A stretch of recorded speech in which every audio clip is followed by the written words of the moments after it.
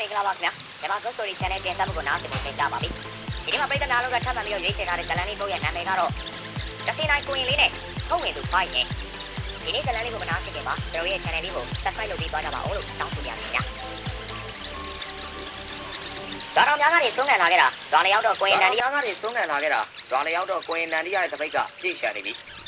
နောက်ကပြဆိုင်ကိုတလဲစီထမ်းလာကြတဲ့ចောင်းသားနှစ်ယောက်ဖြစ်တော့ညံပွင့်နေဟန်စောတို့နေကင်းကြရင်ပေသီးချင်းထွေပြတန်းကစားမိကြောင်းကုကလေးကတိုင်ပင်လာကြတယ်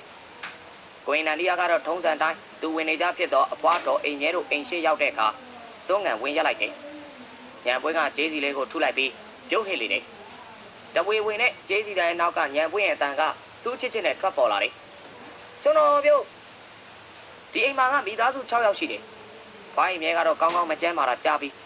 လုံခဲ့တဲ့2လလောက်ကပဲတေမတက်ယောဂပြင်းခဲ့သေးတယ်။ဘာအိမ်မြဲတာကြီးကိုချစ်ထုံးတို့မိသားစုကဘာအိမ်မြဲနဲ့တူနေကြတယ်။လက်သမားဆရာကိုချစ်ထုံးမှာဇနီးနဲ့သားသမီး3ယောက်ရှိနေတယ်။ဇနီးဖြစ်သူမဝိုင်းကအိမ်မှုကိစ္စဝါဝါကိုတာဝန်ယူရတယ်။သား2ယောက်သမီး1ယောက်ရှိရာအကြီးဆုံးသားခိုင်မြဲထုံးမင်းအသက်17နှစ်ရှိသေးတယ်။အလက်ကောင်ဇာနီထုံးက9နှစ်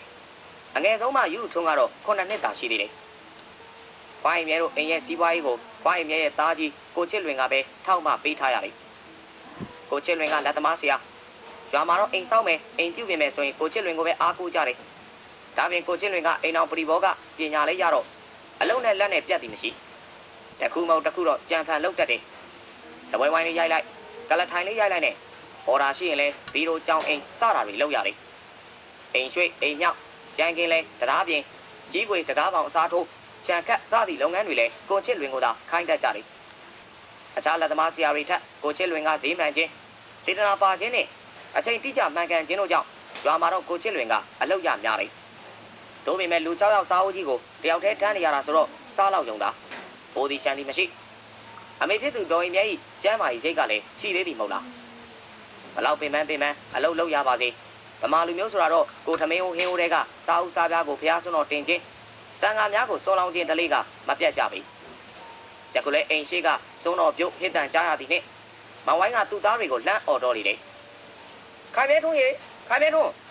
ဟဲ့လက်ကောင်စားနေတော့ဘာလုပ်နေကြလဲ။အိမ်ရှိမှာဆုံးငံကိုတော်လေးရောက်နေပြီလေ။စုံလောင်းခြင်းဟဲ့။ဆိုရင်ကတော့မမီတော့ဘူးဟေးမေးလဲမအားလို့မဝိုင်းကခိုင်မဲထုံးကိုအော်ခေါ်ရင်းထူးတယ်မကြား၍တလက်စားတဲ့ဇာနီထုံးကိုပါတွဲခေါ်လိုက်တယ်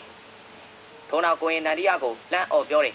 ။ကိုရင်ရေဒီကနေ့တော့ဆိုရင်ကမမီတော့ဘူးဗျာမင်းညနေကချက်ထားတဲ့အမဲသားတပိတ်သားတွေဘယ်ခွေးဝင်စားသွားတယ်လဲမသိပါဘူးတက်တက်ကိုပြောင်းလို့အိုးတော်ဆေးစရာမလိုတော့ဘူးကိုရင်မဝိုင်းကမကြေမနက်နဲ့ပြောနေခြင်းဖြစ်တယ်မနက်ကလေးကရှော်ရဖိုးရမြေအဝတ်တွေစပ်ပြနေရေးစိမ့်သားနှကောင်ကရေတွင်းကရေကိုအင်းလုံးနှလုံးနဲ့အပြည့်ဖြည့်ပေးထားတယ်လောက်ရမယ်အိမ်မှုကိစ္စကတော့တန်းစီနေတယ်ဒီကြားထဲညကချက်ထားတဲ့အမဲသားအိုးကကိုးစားခံရတော့ကိုချေထုံးတို့လက်သမားတွေစီသမင်းချိုင်းပုတ်ဖို့အတွက်ဘဲဦးလေးခရမ်းကျင်သည်နဲ့ရှင်ဆက်လေးပြန်ချက်ပေးနေရတယ်။ဇာနီထုံးကစွန်းထည့်ထားသောဇလုံးကိုယူလာရင်ဖွားဖွားရနေပြုံးဆိုလို့ခိုင်မဲနဲ့ကျွန်တော်တလဲစီနေပေးနေရမေးဟိုကျွန်တော်စွန်းသားလောက်လိုက်မယ်။မဝိုင်းကသားဖြစ်သူကိုကြည့်၍မတတ်မတာဖြင့်တပ်ပြင်းကိုချတယ်။ရောက်ကမဖြစ်သူဒေါ်